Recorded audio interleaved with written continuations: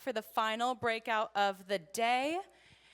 Now, we've been talking strategy, architecture, measurement, but this one is really going to be about the soul of messaging.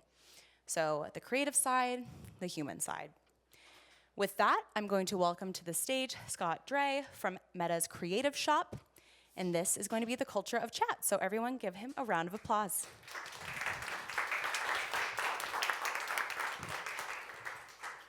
All right, hi everyone. I'm actually going to ask you all to time travel with me back to the 90s, assuming everyone was born before the 90s. We're good? Okay. We're watching Phil Collins perform live in the air tonight. And he's melting close to this number, maybe a little bit more faces. It's 250,000 people. This is the meme. Phil Collins singing and drumming while simultaneously dressed like someone in tech support is iconic. And somebody sent this to me, and we were having a conversation, and we were like, this is the state of business messaging right now. And I'll explain why. Phil Collins, much like business messaging, playing to millions of people all the time. Connecting, messaging is sending messages, it's answering questions, it's converting. But it's like an IT guy. It's very technical. We've leaned too much on the technical side, and we have an opportunity to really meet people in a more human way. So, like Kate mentioned, my name is Scott Drey. I work within the Meta Creative Shop. And our role is to be at the center of where creative and technology meet. And what I want to talk to you guys about today is an opportunity to really evolve the way we're communicating and make it more human. Because, oh, there's me. Hi. Because what do we know? We know that messaging is personal, right? This is a personal space we're entering, and a new space. For some of you, you've done this for a long time, but for a lot of us entering into this for the first time and using it, it's very new. But what we know is that adults, online adults to be very specific, online adults, want to be able to communicate with businesses in the way they communicate with friends or family.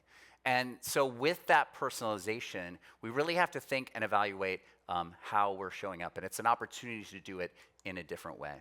But let's zoom out a little bit. I have two giant numbers up here. One is about Reels. Do you guys know this? 4.5 billion Reels are shared every day. Has everyone seen this stat? Who shares Reels? Yeah, all the time, right? Who has like several different groups? Like I have a group that's like, this is my work group, and we're saying funny things about work. Totally cool work stuff. I love work. But then I have like dog stuff. I have like weird stuff. I have tons of groups, you know. Sometimes I'm just chatting with my wife, and she's 2 feet away from me, and I'm like, this is so you.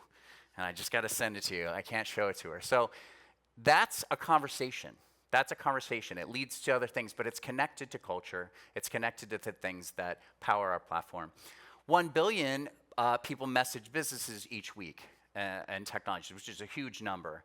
But we have an opportunity to really bridge those and really understand what's happening on our platform, how people want to converse and communicate, and how that drives the way we communicate as businesses. So that's the culture of chat. And Fatin's laughing because this is some of her texts I put up here and messages on WhatsApp. But culture is happening across a broad spectrum. Anybody currently in a group chat where you're planning a trip? Yeah. Anyone what's the meme when your plan moves out of the group chat? Anyone just do that? Where you're actually going on the trip? Yes? Okay, sweet. So travel culture happens here, not just in trip planning and communication, but around when you're on a trip, when you're connecting. Shopping culture, my current outfit happened because I texted my wife about 20 times in a dressing room. So that's relatable, right? For guys like me, I'm like, I don't know, is this good? Is this right? But we're connecting over shopping, we're connecting over commerce, and we're also, even all the way down to FinServe, there's a WhatsApp chat group or broadcast channel that I follow that gives great advice on financial planning, asking friends, like, what's the best travel credit card with the most points. It's all happening, But what we're seeing is that the way we're communicating in these ways is not reflecting the way the communication's actually coming to life. So how do we enter the chat and earn that attention and earn that to be part of that conversation? So what I'm going to take you through is some best practices on the way we see showing up, but we first have to zoom out and understand the full customer life cycle and ask the question, where is culture within this life cycle? And the answer is it's everywhere. From that moment you actually introduce yourself and connect with the customer for the first time to the point where they're considering, okay, maybe this is interesting, or learning more about what you have to offer, all the way to purchase. And then on the back end, we have things like marketing message and utility for re-engagement. And it's a full ecosystem. And I think it was said on stage today from the CMO of PepsiCo, when he first started using messages, he thought about sort of an individual channel on its own.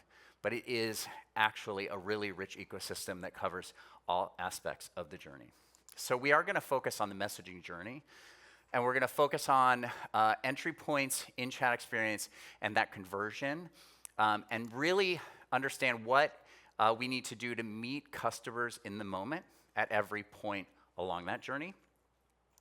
And if there's anything I want you to take away today, it's 3 things. But first, we need to think about the best conversations that we've had with people and apply that to the conversations we're having.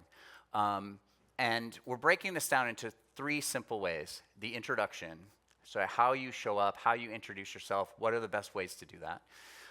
Creating that connection. Once you get people into chat or are connecting with them with marketing message or utility, how are we communicating with them and connecting with them? And once we move to agentic, right, like how are we designing those agents? And then keeping the chat alive, moving from maybe a more campaign-based approach in messaging to something that is truly valuable and truly useful. Okay, introducing yourself. Let's start there. But first, let's play a quiz. Who wants something interactive? I can tell you guys are stoked that I'm going to do something interactive. Okay, so this is easy. We're gonna look at these 2 ads, ad 1 and ad 2. Ad 1, we see it's for Lucky Shrub, which is a plant distributor, a fake brand, and it says, "Spruce up your space today. Chat with us." So we've got ad 1, and we got this one that says, "Create a calming, healthy oasis. Hey, houseplants boost your mood." So I'm going to say ad 1. You're going to clap if that's going to get you to chat, or ad 2. So ad 1, who thinks clapping? No one. Okay. What about ad 2? That's it. Yeah, you won. So what's different about these is that what we brought into that click to WhatsApp, ads that click to WhatsApp, is what we call motivators. And really, again, back to what I was saying, how do we connect in a more personal way? We've been using motivators sometime. I've been 8 years working on travel at Meta. And during the pandemic, if you all remember that moment in time, travel was the one vertical that was really struggling to understand how to communicate. Things would change quickly. Brands would be like, should we say this? Should we say that? And they didn't know. But what we started doing is looking at the platform and the kinds of conversations that people were having across the platform. And we developed motivator maps. And this is just accelerated through Meta AI. We are able to create motivator maps that look across vertical and pull themes of things people are talking about, social graphs, other inputs and insights to develop a bunch of messages, almost like mini briefs.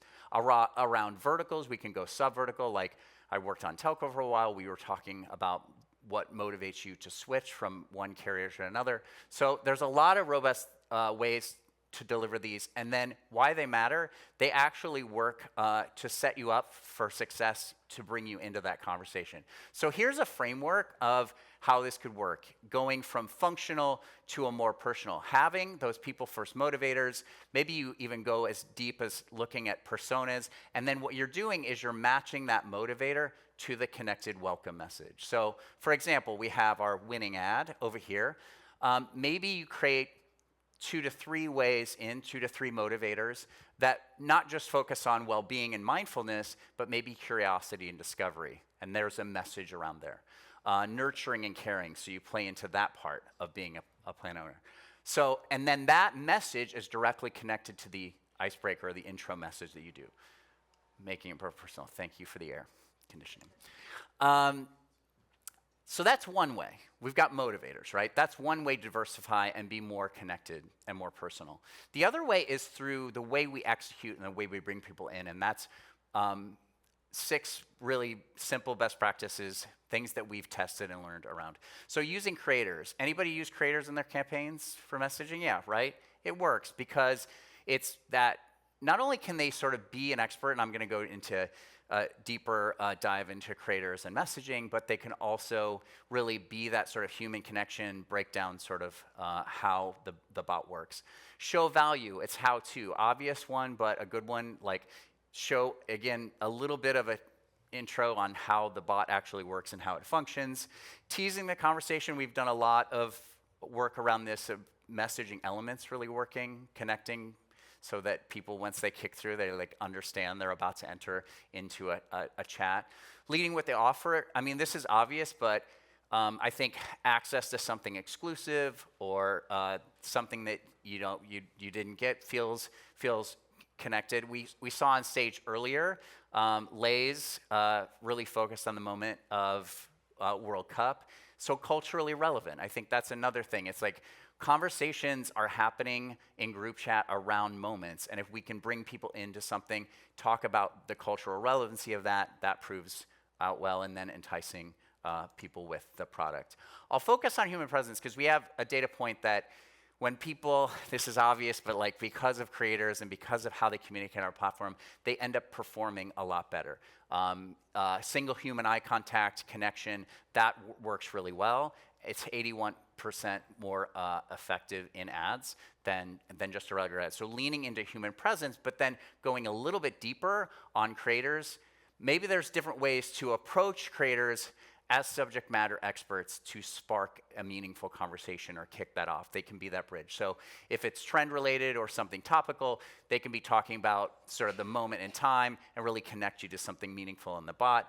There's just being an expert on a specific subject, having that expertise, coming at it from a different point of view. Like in this example for Canva, it was like a small to medium-sized business talking about how that solution worked well for them, or that brand worked well for them, and then education. We've seen a lot of like social proof work within creators and sort of validating and educating around the bot. So these are other ways to spark that meaningful conversation. Is anybody from Charles in the audience? I'm going to shout them out. They aren't here. Thanks. But they worked on this amazing experience. Has anybody seen Rose Amber? Do you guys know what this is? Yeah, you do. Okay, so Fenty Beauty partnered with Creative Shop and worked with Charles, amazing partner of ours, to build an AI-enabled beauty advisor called Rose Amber. And so the way this worked, I'm breaking this down in 2 ways. So first, I'm showing you the ads ecosystem, that entry point we were talking about.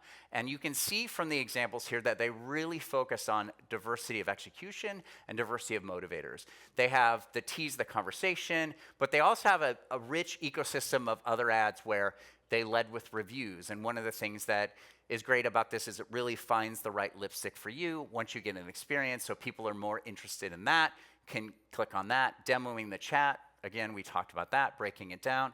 And then they leaned into creator demos as well, not just a creator who obviously is an expert on the lipstick and a Fenty Beauty creator, but somebody who's more of a craft creator who did this amazing CG version of the app and interacting with it in a rich way. And then they showcased the real reviews in the app. So this is, I'm not recommending that you have to do all of this. This is sort of incredible, but 2 to 3 of these things to bring people in really sets the tone and really drives people into the experience.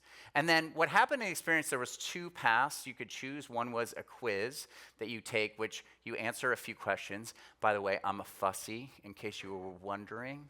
Thank you for laughing at that.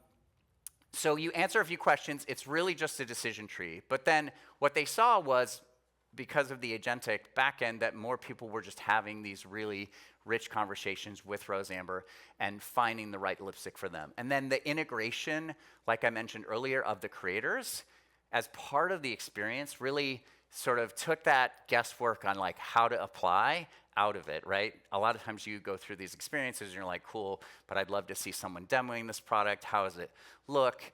That's all within the bot. So really successful, really amazing example of something that's not only connecting people to motivators and driving them into the experience the right way, but actually creating some value.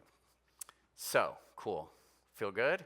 Now we're going to talk about creating connection. And I'm going to do this through the lens of all of this really applies to a lot of our entry points, but I'm going to focus on some marketing messages. And we're going to start with what not to do here. Another example of like a marketing message that is real bad. So again, you can see from this example that there's just a lot of things they're overdoing, right? Too many offers, excessive use of emojis, long, dense copy. And this is just a bad experience in general. It's not sort of written in a way that's connected to what people want to read. So definitely would lead to more opt-out. But when we think about crafting the marketing message and just this point of conversation where we're trying to connect and retain that communication, we can still think about motivators, but there's also some things we can do structurally to craft this right. So keeping things focused and concise, optimizing for those first 5 lines, using CTA buttons, which again, I think what we've discovered is giving people the chance to opt out. It does say reply, opt out, but like giving people the option is nice. And then refreshing your templates. And I'll focus on that for a minute because I think for marketing, again, another way to bring motivators into that is not just sort of have a broad generic message. How are you bringing motivators into those marketing messages as well? Another thing that's rooted in culture, we have a lot of friends on our team in LATAM, and they say, one of my friends told me one time that like she literally has conversations that are just stickers. It's just, there's no words, it's just people using stickers and emotions. And so what's great about WhatsApp and what's great about the culture we see in chat is that people are using other elements, right? Not just words. So how do we leverage the use of images and video? I love this one here. This is a payment reminder, but it's just a cute reminder because it's a cat. If that's right for your brand, how are you showing up? How are you leveraging images to really connect and video to connect to your brand? Maybe it's a demo. Voice notes are another thing we've seen some lightweight experimentation with, and like back to what I was talking about at the beginning, this being a human personal space, maybe hearing someone's voice is a little more authentic. And then the Fenty example of like creators in the conversation is really powerful too. Like how are we not just leveraging video, but maybe bringing creators into that conversation where there's a richer experience. Cool. Shout out to Fatih, who's here, who worked on Turkish Airlines. You saw them featured today earlier.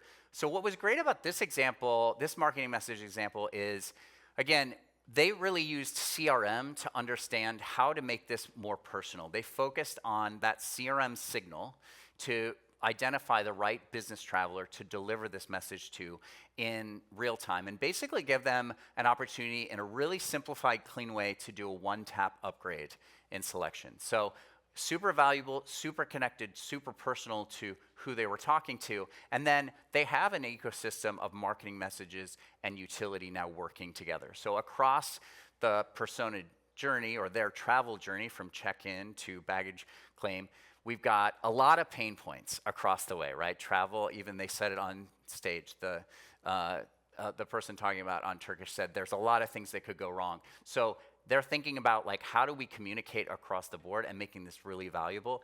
And what we see is that marketing messages and utility together can actually work together and complement each other as an ecosystem. So a great way of personalizing an offer. Another interactive slide. Scott, you didn't do 2 of them. Okay, yes, I did.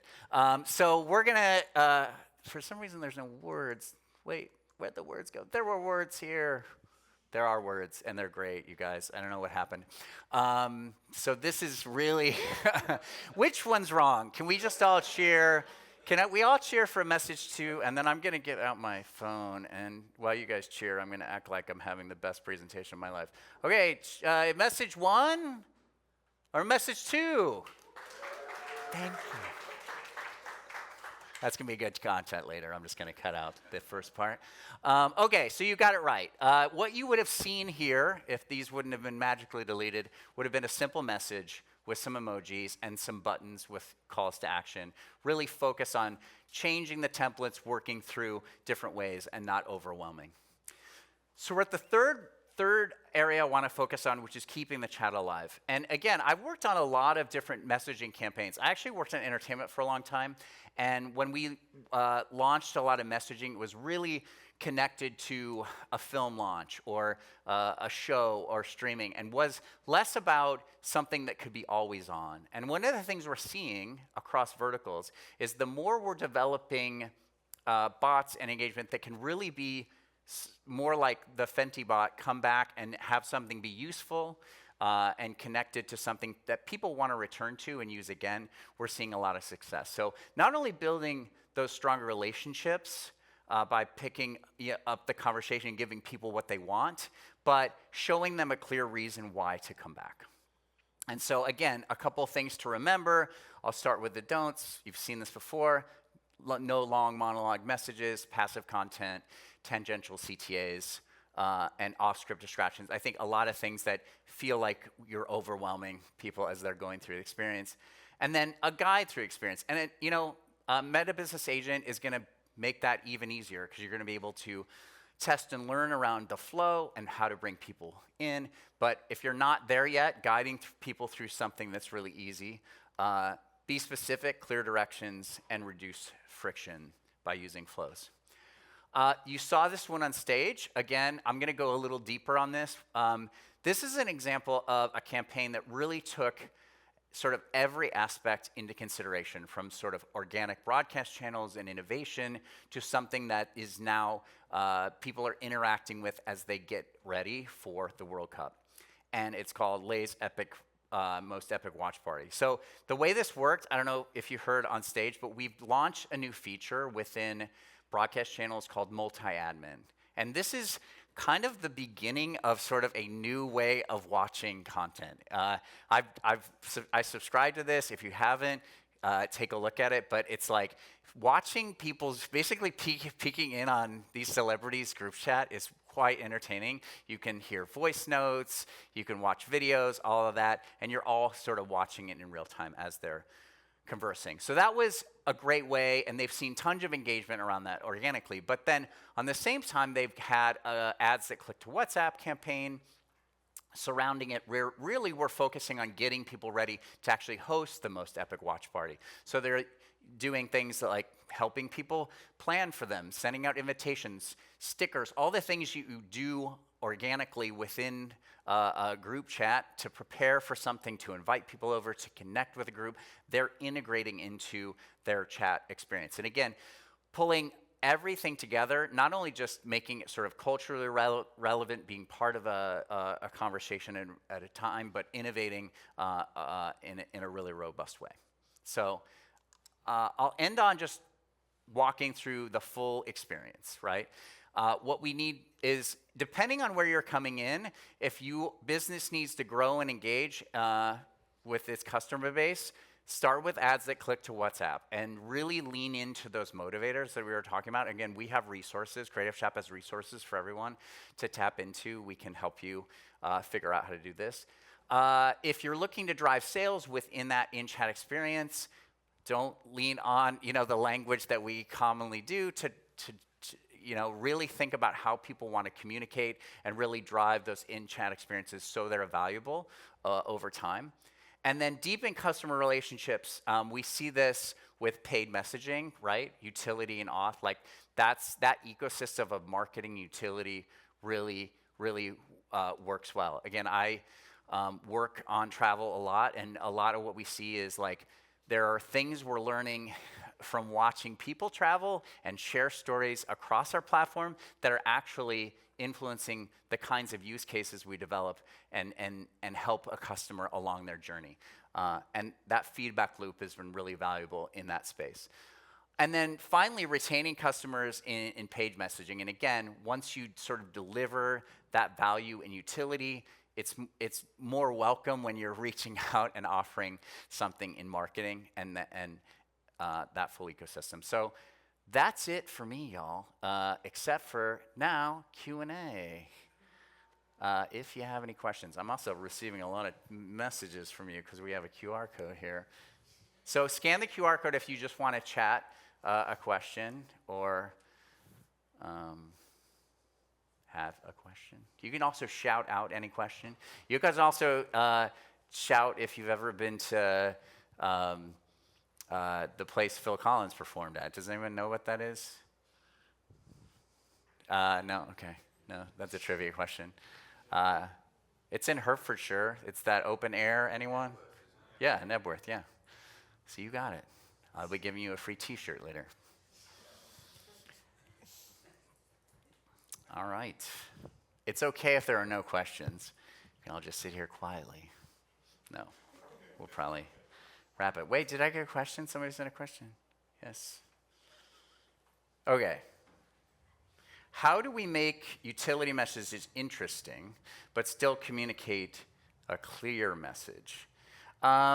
Yeah, I think this is like a marketing challenge since the dawn of time, right? Clarity. I would say there's also the fact that some people just want a direct message or a direct way to get to the thing. But I think what you have to balance is that there's more than one person that you're reaching. So I think I would say, like, think about it in the way that, like, you can still communicate clearly, but bring people in based on the motivations. And that's, again, going to be depending on sort of what your customer looks like and what they're into.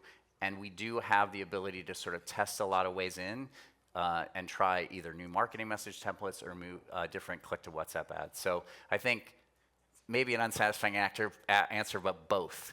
Both can be true. You can be clear and you can be creative and deliver. And the other thing to know is that the way our creator discovery engine works is it does find the right people for the right message. So that is okay. Can you tell us a little bit more about what we should consider when creating motivator maps? I think it just depends on your objective, right? Like when we started doing it, we were starting it with a broad vertical focus. So we would be like, okay, the travel industry. What is the conversation around travel? What are themes that are popping? Same with e-commerce. Then we moved to behavior. And it was like, okay, what's the biggest challenge we have as a business to change? What's the thing we're trying to shift?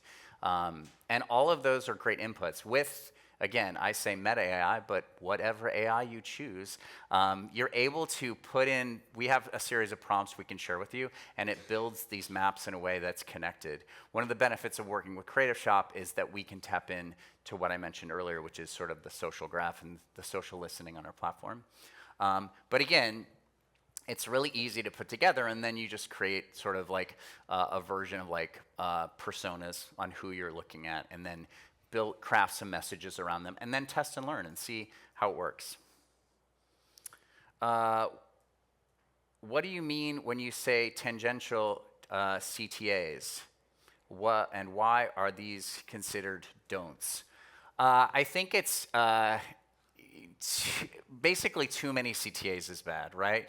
Like you don't want to confuse people. Like you saw with the big horrible marketing message, there were a lot of offers, there were a lot of links, there were a lot of different things. I think the more we try to do with one message, the more we get in trouble. So again, people can, I think, attention span is lower than it's ever been in 20 years. Like we can only take in so much at a time. So I think it's more connected to what you want to do. And again, your journey, like if you're on a journey and you're motivated to go in through sort of one path, you want to be able to make sure when you get to the chat, it's connected to the thing that you started talking about.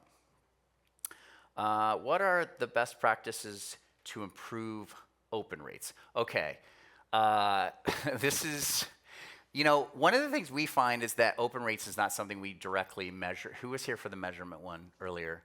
A lot of our business partners on the outside do open rates. So we don't really have like a tried and true best practice to share. But what I would say is that I think what we can do, one of the things we've experimented with is if we see that there's low open rates, what we'll do is we'll look at sort of what's working in the past and evaluate sort of the structure of that. A lot of times, like I worked on a client recently where we were seeing a lot of opt-outs because it was, one of the hypotheses we had was they were always starting with the person's name. And we're like, let's try a test where we don't say, hey, Dave, and see if that's maybe less creepy. Maybe they're not ready for me to call them by their first name. So we ran a test and did one with and one without, and we proved that the less personal one was actually working better. So a lot of it's, again, I don't have any real clear best practices on like, lowering that. I think it's the approach and the process you do that's important, and really evaluating sort of why it might be having a higher opt-out. Oh, wow, more questions. Is there a way to be creative for more serious industries like healthcare, for example? Yeah, I mean, look, here's what I look at, you guys. Like, we're in the messaging space, but like if you go over to Reels and see the conversations that are happening, there's a diverse amount in this space. Now, for a serious thing, of course, but there's like, within healthcare and other verticals, there's a lot of people that are relating to an experience, and sometimes they're doing that through humor. And so I think that gives you permission to bring you into it. Like I was sharing the example of airlines, right?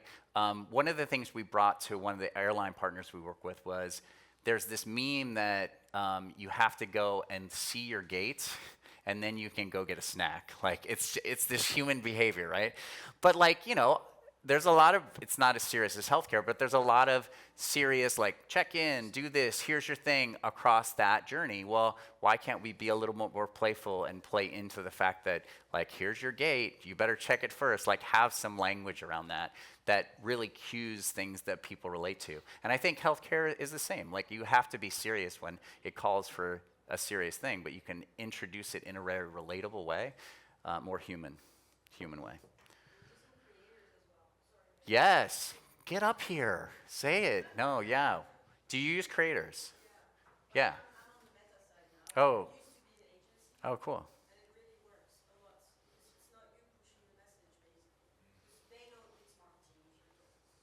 Yeah.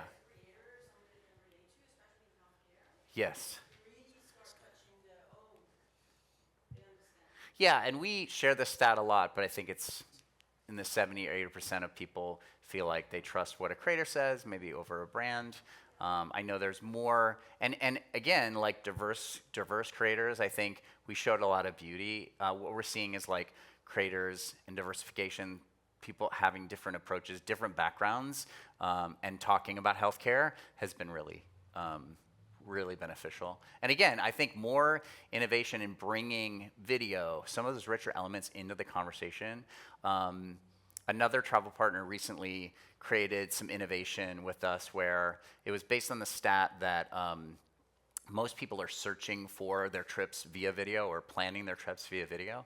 And so they were able to bring in, basically, if you messaged a video directly to their Instagram, it would create an itinerary based on scanning that video. So a lot of cool innovation. I also want to call another innovator that just entered the room out, Andreas, from who did the Fenty bot. Everybody, Andreas is here from and his partner, and big fans of Charles and what they do. So seek them out. The only other question was, can I share this valuable presentation? Yes, I can. It's available, right? Is it available? Just checking. Yeah, we send all these out. I think this is recorded too. So, anything else? Yes. Oh, I do. Okay, thank you. What are your thoughts on content created by AI versus content created in the traditional way? Should we be leveraging both? Oh boy. Created by AI. Okay, so you want my take? Look, I think there's a lot of advantages to what we are seeing being produced by AI.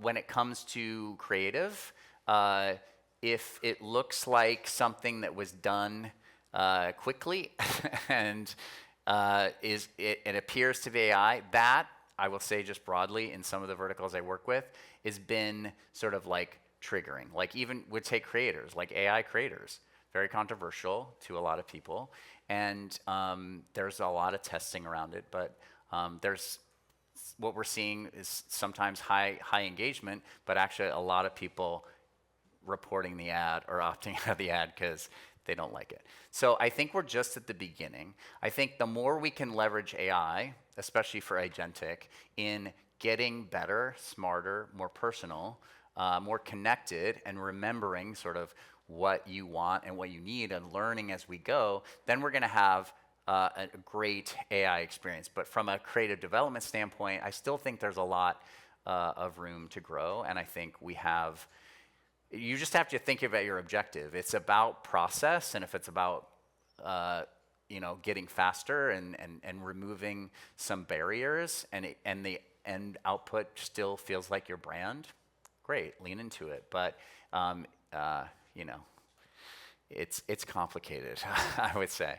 But we're seeing a lot of great advances in AI, especially with what we launched this week, and exciting opportunities. One of the other things I'll say from a sort of like the whole point of being more personal is when we're looking and working through agentic and building agentic, where Creative Shop is working on not just your brand voice and feeding that into it, but like social context. And that can go across a lot of different things. Like we talked about, I showed you some things around trends.